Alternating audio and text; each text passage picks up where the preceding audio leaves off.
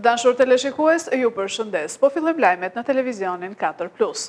U zhvillua sot në shkollën jo publike nënshkruesi pavarësisë në Bisefa, debati me temë studimet e larta brenda Shqipërisë apo jashtë vendit me nxënësit e gjimnazit. Nxënësit argumentuan avantazhet dhe disavantazhet e këtyre dy mundësive.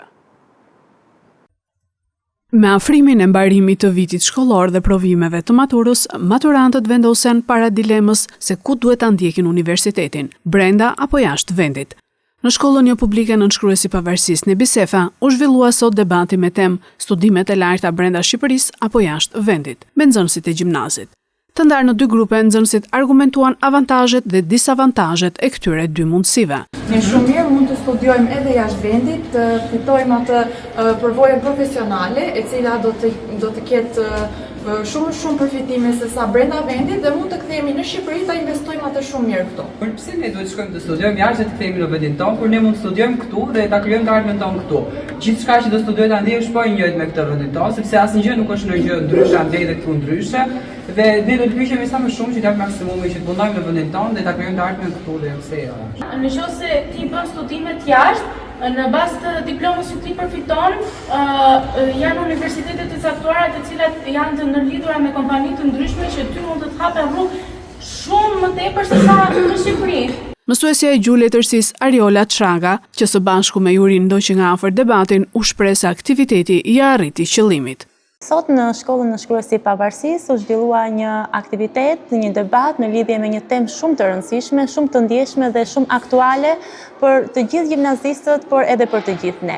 Studimet e larta jashtë vendit apo brenda Shqipërisë. Sot në këtë debat u ndan dy grupe kryesore, grupi i parë i cili mbronte argumentet fort pse të studionte brenda Shqipërisë dhe grupi tjetër kundër pra për të studiuar jashtë Shqipërisë. Të dyja grupet ishin mjaft të përgatitura me argumente, me shembuj konkret, të gjuan dhe respektuan njëri tjetrin, u përgjigjen dhe u kundërpërgjigjen pra sipas rregullave të përcaktuara. Gjatë debatit ne kishim edhe përfshirjen e nxënësve të tjerë, të cilët me anë të një fletpalosjeje dhanë një mendim në lidhje me debatin dhe përveç nxënësve të tjerë kishim edhe Jurin që dha një mendim në fund të debatit, një vlerësim për pjesën e nxënësve të cilët u aktivizuan dhe për pjesën e dy grupeve kryesore. Në mënyrë të përgjithshme mund të themi që debati ishte i mirë realizuar nga të dyja grupet dhe nga pjesa tjetër e nxënësve të cilët morën pjesë. Ajo që mua më pëlqeu nga nxënësit ishte se ata treguan se në debat nuk fiton zëri më i lartë, por fiton argumenti më i fortë. Dhe kjo ishte shumë e rëndësishme për të. Dhe një gjë tjetër që dua të shtoj është se debati tek ta nxënës është pjesë e tyre. Ata kërkojnë gjithnjë që të realizojnë tema të ndryshme debati, dhe kjo tregon se ata din të flasin, din të mendojnë, din të kundërpërgjigjen dhe të respektojnë njëri tjetrin në shpërfaqjen e mendimeve të tyre për një qëllim të përbashkët sigurisht për rezultatin final. Shpresoj që ky debat të ketë pasur një qëllim, të ketë pasur një ndikim tek ta në momentin kur do të jenë përballë dilemës pra të madhe të studiuarit brenda vendit apo jashtë Shqipërisë.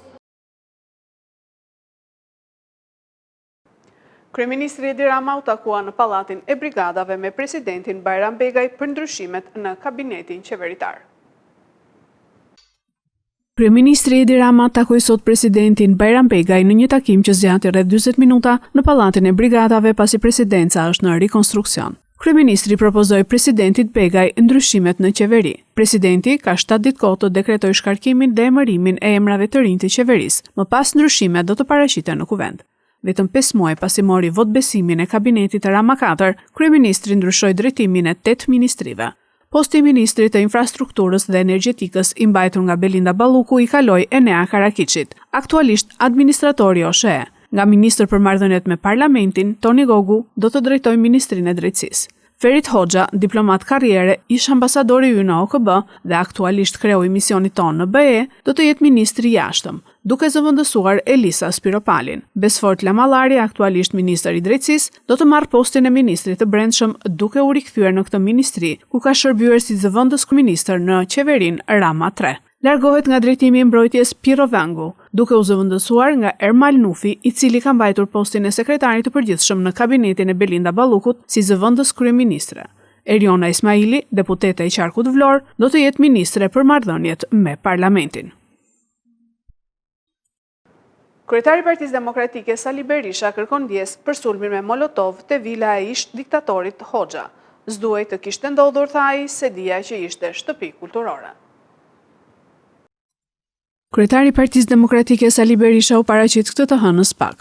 Pas daljes nga SPAK-u, ai u pyet nga mediat për sulmin me Molotov ndaj vilës së ish diktatorit Enver Hoxha gjatë protestës së të shtunës që mbajti opozita. Kryetari i Partisë Demokratike kërkoi ndjes dhe sqaroi se nuk ishte në dieni që aty kishte njerëz. Protestat tona janë absolutisht paqësore, do jenë paqësore, dhe kjo është zgjidhje, jo imponim, por kjo është besim ynë se në tillë shkojmë. Po, janë përdor mjete piroteknike, të cilat ju i quani bomba, bomba Molotov, por nuk ka një njeri të plagosur prej tyre. Për sa i përket me si hyran të temë, sigurisht ndjej shumë keqardhje për ata të huaj që kanë qenë aty dhe i siguroj që ata nuk kanë qenë kur objekti i atyre që kanë hudhur ato mjete piroteknike. Jo, por s'kan ditë se janë aty. Sidoqoftë, thash, për ata ndjej keqardhje të madhe, nuk duhet note kursesi. Kryeministri Edi Rama një ditë më parë reagoi në rrjetet sociale me një postim ku tregoi se vizitoi ish vilën e Enver Hoxhës, e cila më parë u godit me Molotov nga protestuesit e Partisë Demokratike dhe tregoi gjithashtu se artistët e pranishëm ishin të shokuar nga sulmi, të cilin e cilsoi si një akt të papranueshëm barbar. Kjo që ka ndodhur është një turp shumë i madh, është një dëm shumë i madh, është një plag e hapur në atë që është fytyra e Shqipërisë së re dhe të cilën e përfaqëson edhe kjo rezidencë, të cilën e mishërojnë edhe këta djem dhe këto vajza talentuara që vinë nga të katër anët e botës këtu. Nuk kam fjalë për të thënë për çfarë turpi është ky, por duhet t'ju them të gjithë atyre që ende simpatizojnë dhe ende mbështesin barbarët e mbrëmshëm, frymëzuesit e tyre, më saktë se edhe ata që hedhin ato bombat arsenale janë ca totalisht manipuluar. Pra atyre që i simpatizojnë, duhet t'ju them që nga kjo dhe nga këto humbasin të tërë ata që duan të bëjnë punë, që duan të kenë turist, që duan të zhvillojnë ekonominë e tyre të vogël me biznesin e tyre të vogël. Këshilli Evropian propozon negociata me Shqipërinë dhe vendet e tjera të Ballkanit Perëndimor për tarifat roaming. Komisioni Evropian parashikon që udhëtarët nga Bashkimi Evropian duhet të përfitojnë gjithashtu nga tarifa më të favorshme të roaming celular në Ballkanin Perëndimor. Për këtë qëllim, Komisioni propozon fillimin e negociatave me Shqipërinë, Bosnjën dhe Hercegovinën, Kosovën, Malinezi, Maqedoninë e Veriut dhe Serbinë, siç është njoftuar nga autoriteti meseli në Bruksel. Plani tani kërkon miratimin e shteteve anëtare të BE-s. Marrëveshjet vullnetare midis operatorëve të rrjeteve celular tashmë lejojnë tarifa pjesërisht të ulura në Ballkanin Perëndimor. Nëse negociatat e planifikuara çojnë në një marrëveshje, udhëtarët mund të përdorin për shembull telefonat e tyre inteligjent, siç do të bënin në vendin e tyre. Ata më pas do të paguanin të njëjtën shumë për shërbimet jashtë vendit, siç paguajnë në vendin e tyre.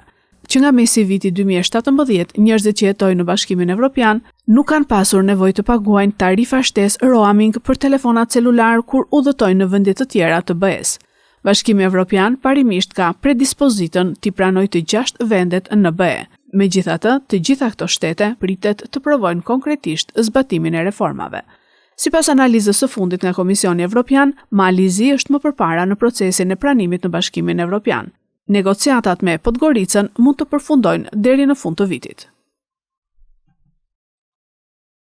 Përshkallëzohet konflikti në lindjen e mesme. 48 drejtues iranian janë eliminuar. Konflikti mes Shteteve të Bashkuara dhe Izraelit kundër Iranit ka shënuar një përshkallëzim dramatik të situatës në rajon me një front të ri lufte mes Hezbollahut dhe Izraelit. Grupi libanez, që është mbështetur financiarisht dhe ushtarakisht nga Irani, lëshoi raketa drejt Izraelit duke krijuar kushtet për përshkallëzim dhe kundërpërgjigje. Izraeli reagoi me një valë të gjerë sulme shajrore.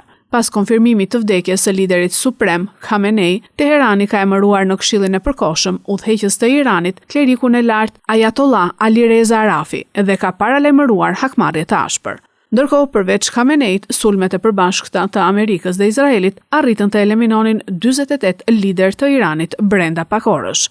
Ky operacion përshkruhet nga burimet izraelite si një piramide goditjes së udhëheqësve kryesor dhe sipas tyre synon të godas infrastrukturën udhëheqëse të organizatave dhe regjimeve që konsiderojnë kërcënim për sigurinë rajonale. Këto ishin lajmet tona për sot. Lajmet i gjeni dhe në internet në website-in 4plusmedia.tv. Bashkë mirupafshim.